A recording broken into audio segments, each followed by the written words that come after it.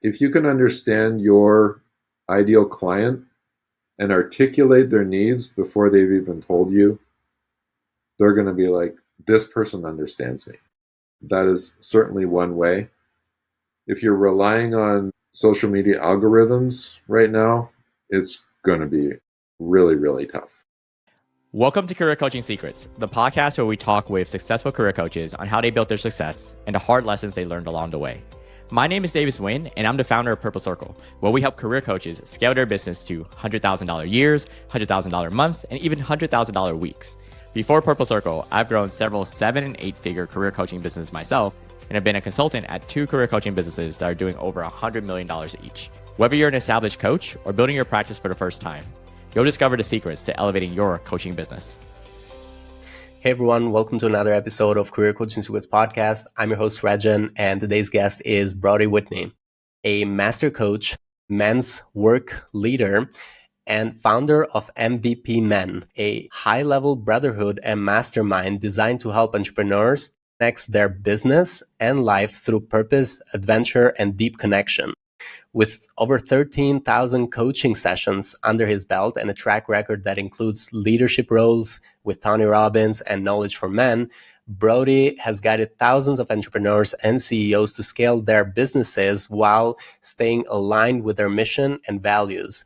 What sets Brodie apart is his belief that personal mastery and meaningful connection are non-negotiables for real success.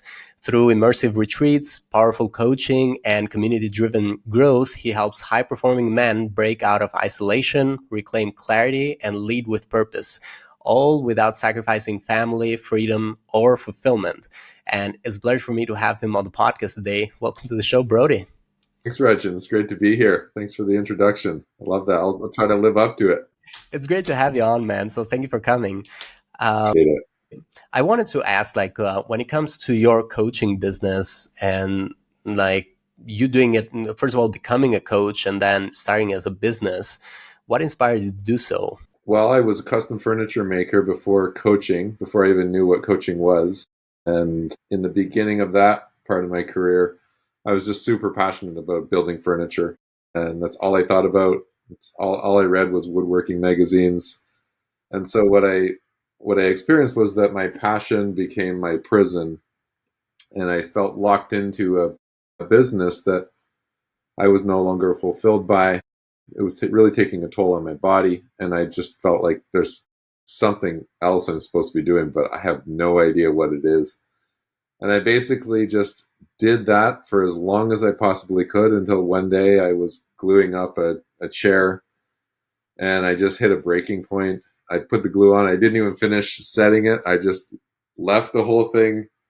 I went to the breaker panel. I shut the whole panel down. I went to the door of my workshop, walked outside, locked the door behind me, and slammed it shut, and turned around and put my arms up to the sun. And I was like, what's next? I'm done. And I literally walked down to my house. I grabbed an apple from the apple tree on the way down. I walked into the middle of my living room where my family was sitting, and I walked into the center of the living room, and I took the apple, and I took it, and I completely obliterated it on the floor. And I just said, I'm done. And I have no idea what's next.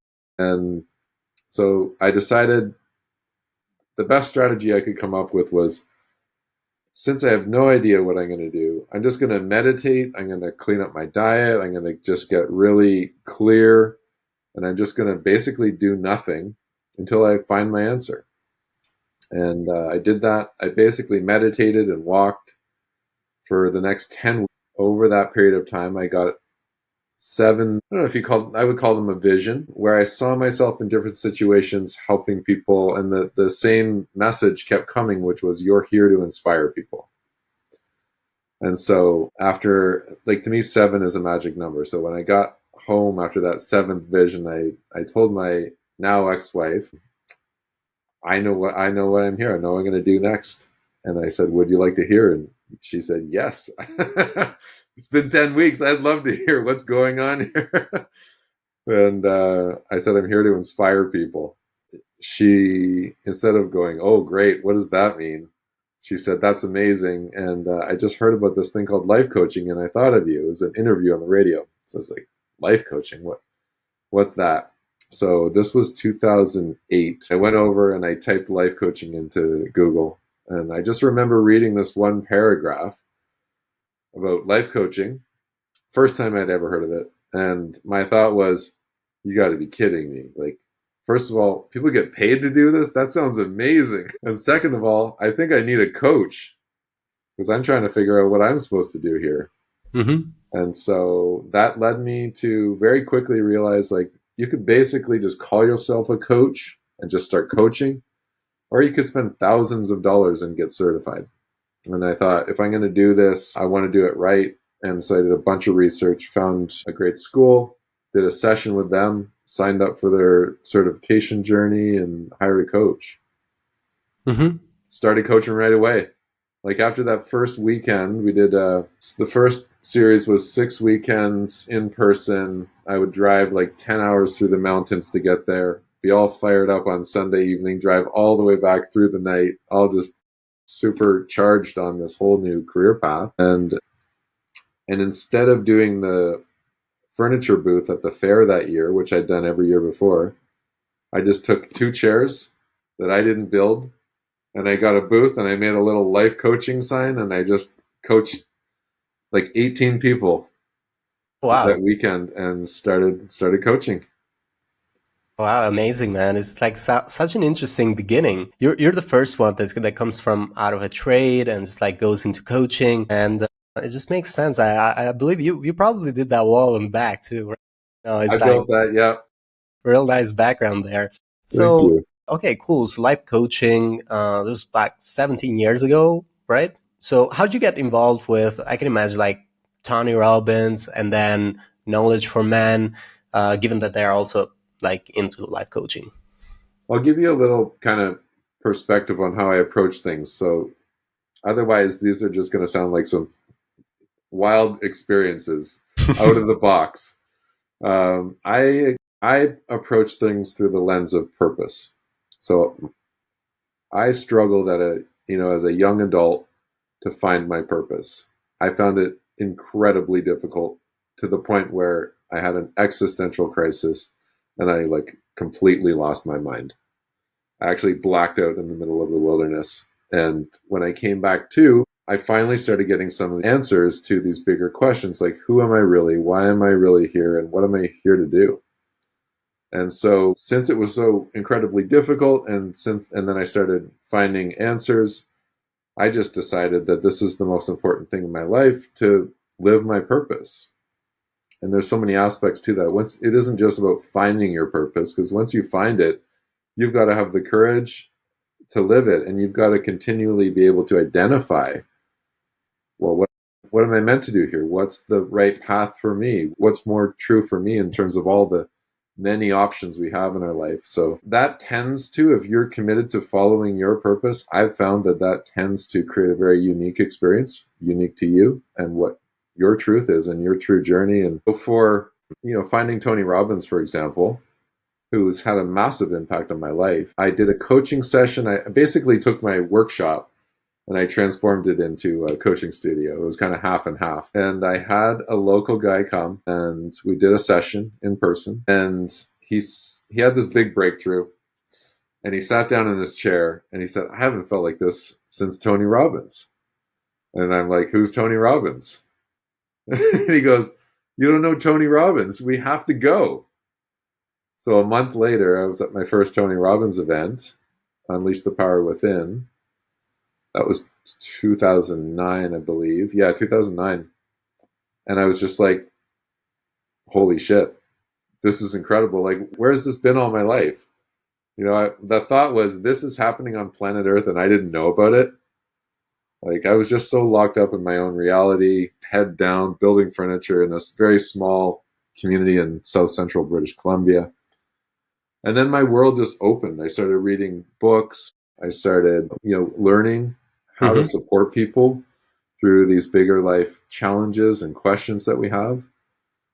And I've continued learning to this day. 17 years later, I actually just enrolled in a 3-year master certification in a whole other modality, not for the certification, just because these are the most transformational tools I've found yet, right? So I keep learning, keep growing, and tuning into what I call it inner guidance. Mm-hmm. So basically, it doesn't have to make sense.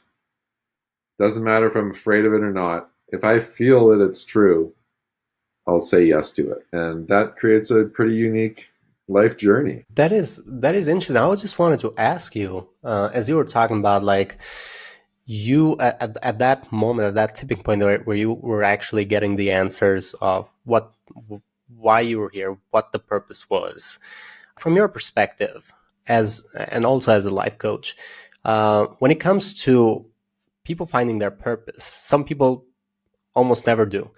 Some do. And I was wondering, like, do you think that there is a purpose we choose, so it's a choice, or is there just one purpose that one person can have? I don't know. Are you here to do one thing? I'm not sure. Do you do more than one thing? I do more than one thing. I'm just saying, like, the purpose. No, I know. But I just wanted to ask that question because we do so many things in our life. Mhm. And most of the time, I'll say, first of all, we have multiple purposes, probably infinite purposes. And we both choose that purpose.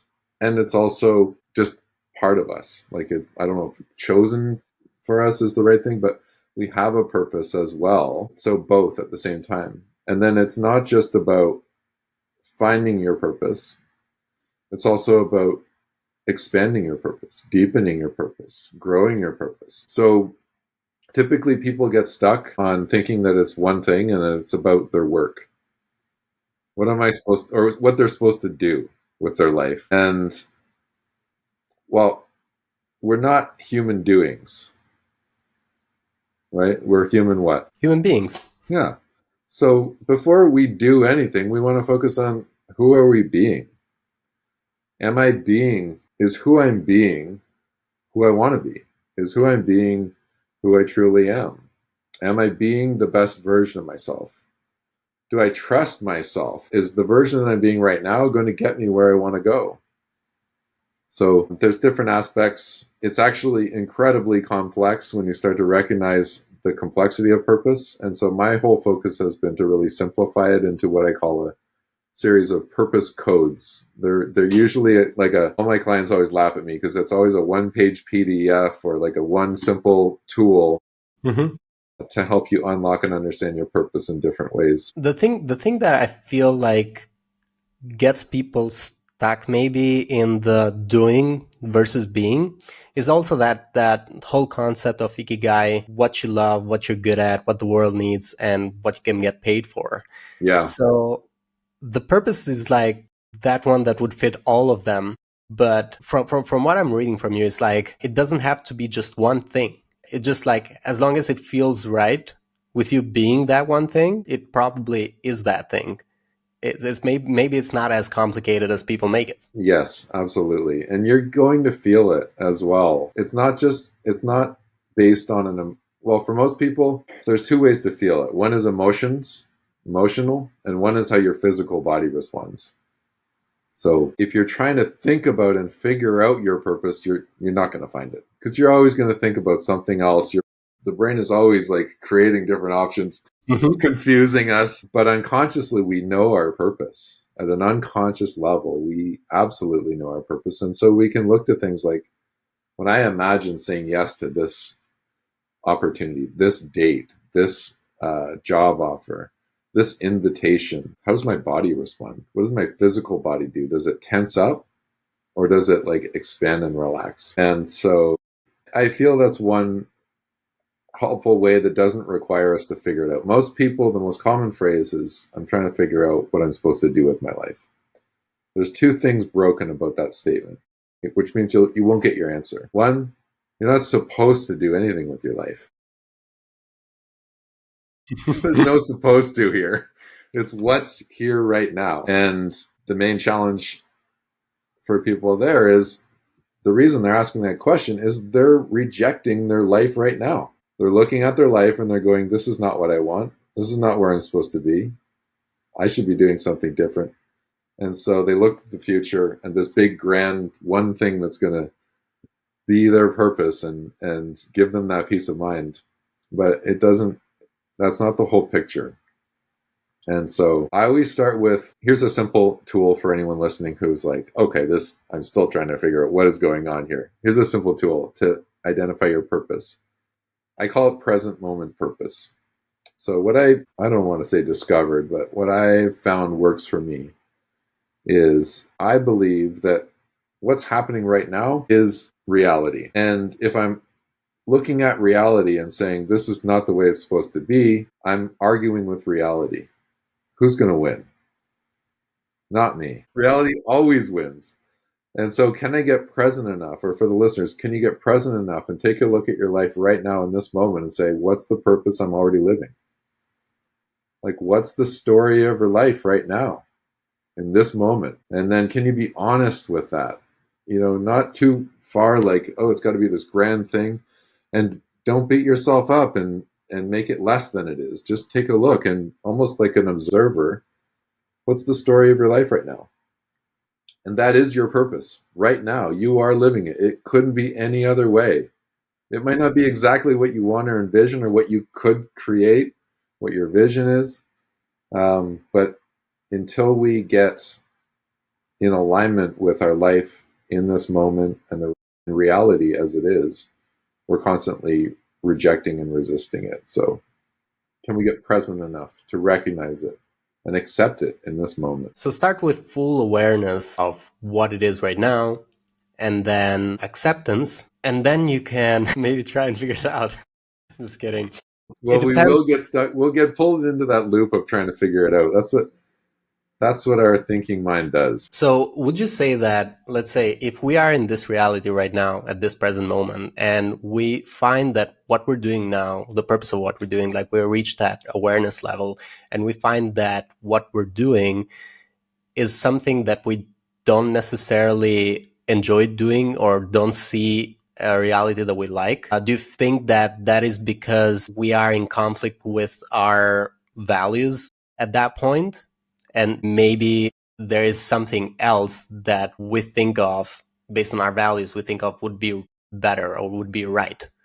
Should the purpose meet the values? I feel like every individual has his own values. And I feel like at the moment where you don't appreciate something in your reality is because it's in conflict with your values. Yeah, values are really powerful. So basically the first part is it depends on to what degree you're not enjoying your life right now. That's a sliding scale, right? Yeah.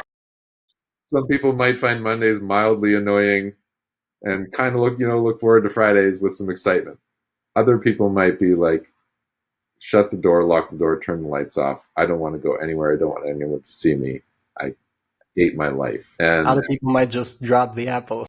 Yeah. Depends what season you're at in that journey. But first of all, I don't strive for happiness. This is a general statement because we have to generalize and find rules that are going to help us make productive decisions along the way. I love being happy. I do value happiness, but I don't prioritize it because I find happiness is like a roller coaster. Like sometimes I'm happy, sometimes I'm not. I look for fulfillment. Am I fulfilled? What I recognize is I can be doing something that I don't like. I can be quite unhappy or uncomfortable and still fulfilled, knowing that I'm on my path, and this is part of it. So in terms of values, I've worked with values in quite extensive ways, different models. What I have found, and I worked with this probably for the last 7 or 8 years, is the most important thing is to identify your top 3 values in order. Like, what are your top 3 values and what's the most important, second most important, third most? Because we're constantly making decisions in our life and we want to be making decisions that are in alignment with our values. Otherwise, we will experience even more suffering. My top value is truth. And to me, truth is synonymous with purpose. And so I've just decided that the most important thing in my life, at this season of my life, is my mission and my purpose. And because I've decided that, if anything threatens that or could take away or is not in alignment with that purpose, which happens in our life. We're offered opportunities. People have other expectations of us. Relationships pull us in different directions. I've just identified that the most important for me is to live my purpose. And what that simply boils down to is being my true self and walking my path. Mm-hmm. And so it kind of just happens that purpose is kind of part of my values. My second value is freedom, and my third value is love. And it's been like that for about 4 or 5 years. I like to reevaluate every year my values. Because, yeah, but I think honestly that values is one lens to look through, and purpose is a whole other lens. They do work together, but I see them as two separate things. Interesting. And thanks for sharing your values too. It just Yeah. makes it a lot more clear now. So thinking about like the audience that you typically serve, we talked about CEOs, entrepreneurs, leaders. How would you just specify it even more, the ideal client profile? Is there a certain industry, certain demographic that you typically find, some certain common goals? I would say entrepreneurs, leaders who are entrepreneurial minded. Mm-hmm. They're looking to, they have a vision, they want to create that vision. And even if they work within a company, they're like an intrapreneur. They're still a leader and entrepreneur, and they're doing their own thing in a sense. Everything's working towards their vision. Someone who is that sort of approach to life and their career. So typically entrepreneurs and certainly growth oriented. There's a lot of, even though in the corporate world, there's a huge focus on growth in terms of the business and profits and all that. There's a lot of stagnancy in terms of personal growth sometimes. And so the guys that I work with, typically men, I run a men's group, and I do coach women as well, one-to-one. Typically men who are entrepreneurial, growth-minded, and I was just chatting with a client earlier today who just enrolled for another year. And he said one of the reasons that he continues to work with me is because I help him understand what he's feeling. Mm-hmm.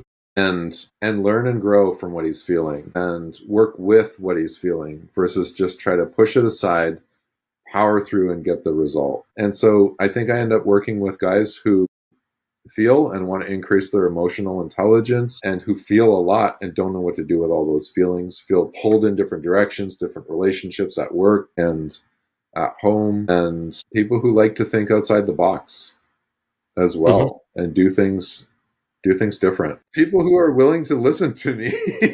And, Yeah. I've had several clients say to me that at first I just pissed them off. Really? Yeah. That's And surprising. the reason is because I challenge a lot of the beliefs that we're taught growing up. A lot of the rules that I learned growing up, they don't work for me. They don't work for most people. They're broken rules for someone else's agenda. And so when those start to be challenged, people feel threatened and uncomfortable. Right. And so that will happen often in the beginning because someone's core belief about like, wait a second, I built this great life. I've worked so hard to get here. I've got this income. I've got this stability in my family. If I ask myself that big question, who do I want to be? It might all fall apart.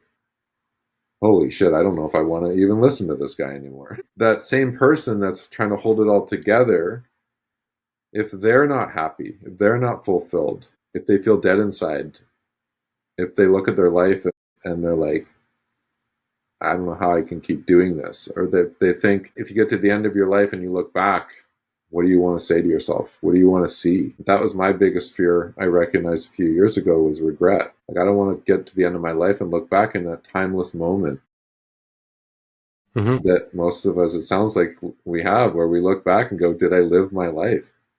Did I do what I was supposed to do? Because we have a limited number of years too, and it's kind of interesting that how these topics are not really something that is taught. It seems interesting that this could be taught early on, either Very like simple. either in school or in college. Kindergarten. Yeah, Yeah. like things like maybe not kindergarten for emotional intelligence. Or Yeah, I'm not sure. definitely kindergarten. Yeah, Kindergarten, grade one. it feels to me like, is there a reason why though? Because it seems like so obvious that these things should be taught early on. things like either emotional intelligence, understanding the subconscious mind, how that works, understanding what your core values are, what your purpose is. That could change, but it's just like things that are not taught until you have to question everything. It's so interesting that you have to reach to a point that you question everything until these things start to come off. What if you didn't question? Yeah. And continue to live the same life? And I mean, some people might not. Is that part of like, if you're not aware, is just like not going to hurt you or something like that? Or it's like if you don't know, these unknown unknowns can't hurt you or something like that. But until it's still going to be something that it's an unknown pain that you're having, and you just have to discover that. But I find Yeah. it interesting that it's not something that it's explained early on. Well, I mean, the first reason that it isn't explained early on is because the school system wasn't designed to create free thinkers and entrepreneurs. Mm-hmm. It's changing quite a bit in these last few years as we just like they just can't hold back. That people are starting to think more freely. People Mm-hmm. are starting to have access to new resources and recognize that the old system isn't working anymore. But another reason is because sometimes what happens is when we see our purpose, it isn't just like, yes, I found my purpose. This is amazing. It's like, shit, that sounds terrifying. I mean, the most common combination of words that I hear over and over is when someone touches on their purpose is, yeah, it's exciting, but it's scary. Yeah. And so what happens is, like, I can have a conversation with someone in a few minutes, have them connect to what they really want. Most people don't know what they want because they shut it down. They got to it and they were like, this is what I actually want. And oh my gosh, if I go for that, what are people going to think? And we base our future on our past because our thinking wants to keep us safe. And so if we base our future on our past and we have this big vision of something we want to create, we're going to shut it down because we're basing it on who we've been and Mm-hmm. what we've been able to do so far. And that doesn't embrace the growth that's from where you are right now to where you're going. And so we shut it down. And so most people, at one point, they knew their purpose. We all knew it at one point. We all chose it, I believe, before we even came into this life. Mm-hmm. And so, but we forget it. Maybe we go as a young kid and we like start to express our purpose. Maybe we were like, hey, I think I want to be a stand-up comedian. I love laughing. And then we go and we tell a joke and everyone's like, don't ever, don't tell, that's terrible. Don't tell any more jokes. And we Mm-hmm. shut it down. Or we find some clothes that we really like Mm-hmm. and we wear them to school and we get made fun of. And then we're like, we make this decision. I shouldn't wear these clothes. Like it's not safe. And so we shut it down. And that's the first way I believe that we disconnect from our purpose. So yeah, we shut it down and we go to this auto mode where it's like automatically run through life, and it's kind of weird. But wanted to ask you then, so this is also for the research. When it comes to your business right now, for all the coaches listening, what is the goal for the next 1 to 3 years? And what is kind of like a challenge, a bottleneck that you're facing with that goal that you're trying to solve for? Sure. Yeah, so for the last year and a half, I've been running a group called MVP Men. It stands for Mission, Vision, Purpose. It's for high-performing entrepreneurs and leaders who want to fully align in their mission, vision, and purpose. And so we've been on weekly calls, weekly Zoom calls, and then we've done 3 surf retreats as well. So every 6 months, we'll get together, go surfing, do an adventure, and do some deep work and work on our businesses. And so it's been an incredible group, but I've struggled to grow it. And so I would like to have this group grow. I would like to have maybe multiple little cohorts of men and then a bigger group get together. Mm-hmm. And so my vision is to have 50 to 100 men in MVP Men. Maybe have my own surf retreat. Maybe do more of them. I just want to surf. That's the truth. Yeah. And so where is it right now? Is it close to that or? We've got, I think there's about 13 guys in the group. It's Mhm. essentially the core group that started. So it's been Cool. really, really unique experience. I haven't like pushed it in Hmm. terms of trying to grow it, but I've definitely attempted to build a few marketing engines around it. Hmm. Part of it is finding the right marketing that's going to work, and that's been a challenge. And I'm not sure. I think these guys, they feel really like this is a sacred space for them. They can come Hmm. and express Yeah. anything, not worry about what anyone thinks. And maybe there's a sense of like, well, if I bring in my friend, it's not going to be the same, or like, I don't You know. absolutely have that skill to make it a safe space. Yeah, We had that conversation very naturally. So the challenge, I totally understand. Do you have like a team that kind of helps you out right now? I don't. So it's mostly you, kind Yep. of. So what I've done is through the years, I've worked for three different companies. Mhm. And then each time I'll work for that company for Tony Robbins was 4 years, Knowledge for Men 5 years, Jason Dries 3 years. And then Mhm. basically I get to a point where like I'm going to do this on my own. I just feel complete with that chapter and I go out on my own. And so I did that about a year and a half ago now. Mhm. And I've grown my business almost 100% from last year, my own business. But it's Congrats. challenging. I find it very challenging. You hear these coaches who are, I mean, I broke the six figure multiple years ago, which is awesome. but like you hear these guys who are making millions or hundreds of thousands a month. I'm like, that'd be amazing.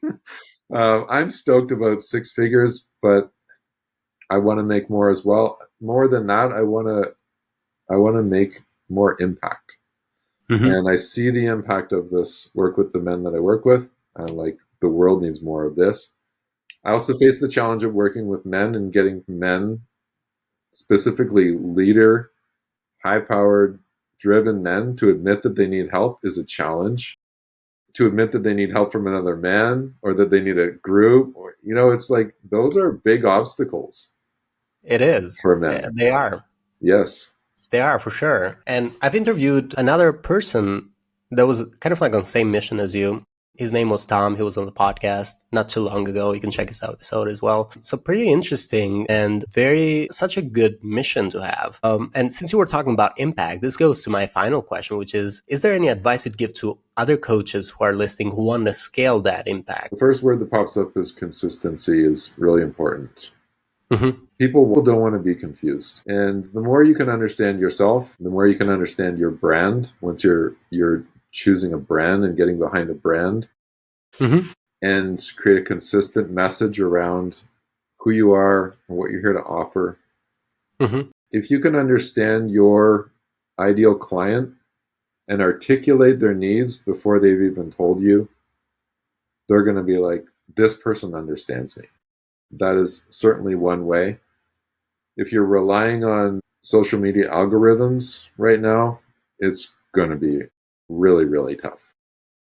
Hmm. You do those first things, three things that I said, get really clear on your messaging and start paying for ads, or I don't know, like consistency is important. I can't, I haven't made, I mean, I've made over 1 million in my career Hmm. as a coach, but I'm not making like millions a year. What Hmm. I typically notice, there's a lot of coaches out there who are experiencing like imposter syndrome. They're trying to stretch into this role of a life coach and they're struggling in their own life. I Hmm. think we have the majority of coaches are at that point, trying to gain the confidence to be a coach, to enroll someone in coaching, to deliver a great coaching session, to create their group, to create their program, and to do it with confidence. I think if you can overcome those initial stages, you you're in, like, and you'll Hmm. keep growing, and you'll find better tools to help you keep growing, and the right people, like, but you have to establish a really healthy relationship with fear. You have to understand your brain, your thinking, and how it works, because it's typically not working for you and your big dreams and goals. It's trying to keep you safe. And you have to not just want to help other people, but you have to be on your own path of personal growth. And part of that path is not a linear growth curve. If you're saying yes to your purpose and your path of true growth, you're going to go through some of the hardest times. Can you keep going? Can you keep serving? Can you keep showing up when you're still going through your growth? All growth has a stage of chaos, every level. Total fucking chaos. You're going to go through it. Can you get there and keep going? Absolutely. And also, the authenticity matters a lot, I feel like, even in marketing and just like being able to stand out in the crowded, because coaching just keeps on growing as an industry. I feel like the authenticity matters a lot. Being able to listen to the message that you have, it's often hard if it's just like a post. But like if people were to listen to this podcast episode, they would definitely want to know more about you, want to learn more about you. I feel like the podcast, that's why it is good, because like no filters or anything like that. It's like you can easily express anything that you want to express, versus like a post with text where people don't know if it's ChatGPT or if it's real anymore. Yeah. Yeah. So I think what's most important if you want to scale your coaching business is that you're scaling in a direction that is authentic to you, where you actually want to go. So for me with MVP Men, what I did was, before the group existed, I had someone reach out from a past company that I worked with, and they said, "Hey, you got to do an event. People keep asking about you. You got to do something." So I thought, okay, I'll do a visioning session. It was January 2024. I did 2 free events online just to help people clarify their vision for the year. And then I was just blown away with who showed up. I was like, wow, this is an incredible group of people. And it was mostly men. And I was feeling called to work with men more. And so I just put it out there and I invited the men to a call. I was like, that was really powerful. How about we get together on a call and explore doing this year together, getting together each week? We had a couple calls. It went really well. And then I hit a point where personally I was like, I need a recharge. It was February. I was tired. I needed to read like miss. All I could think of was the beach. So I asked myself, like, what would I pay for? If someone was offering a recharge, reset coaching experience, what would I pay for? And I thought, I've always wanted to surf. Like, I've surfed a few times, but I've always wanted to like learn how to surf. If I don't do that soon, I'm going to end up being too old. I'll never do it. So I thought, well, if I went on what would I pay for? It'd be a surf trip. We surfed every day. We did deep work. We had an adventure. We did a vision quest. We did some fasting, and we did a focused chunk of time on our business each day, but just like 2-3 hours. And I thought, like, okay, well, I want to go in about 6 weeks before spring hits. So I thought, how am I going to get people to go take 9 days off? Because that's what I said. I would want it to be 9 days. 7 isn't enough. I want it to be 9 days. How am I going to get a bunch of busy guys to, take the time off to go surfing for 9 days, and not only the time, but the money as well? And I just designed it exactly how I would want it. I asked these other people if that would be interesting to them. We had 8 guys on that first surf retreat. 6 weeks later, we were in Costa Rica. Cool. And so, like, doing what you love to do is contagious, and it also attracts the people that you love to hang out with. Yeah, people definitely will follow someone that is very strong on their purpose, especially if they haven't yet figured out their purpose, at least. Yeah.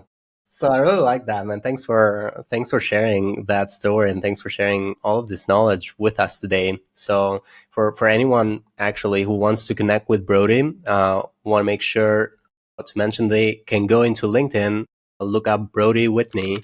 They'll be able to find you there. They can also go into www.mvpmen.com, if I'm not mistaken, and they'll be able to find the website where you connect there too. Is there any other way?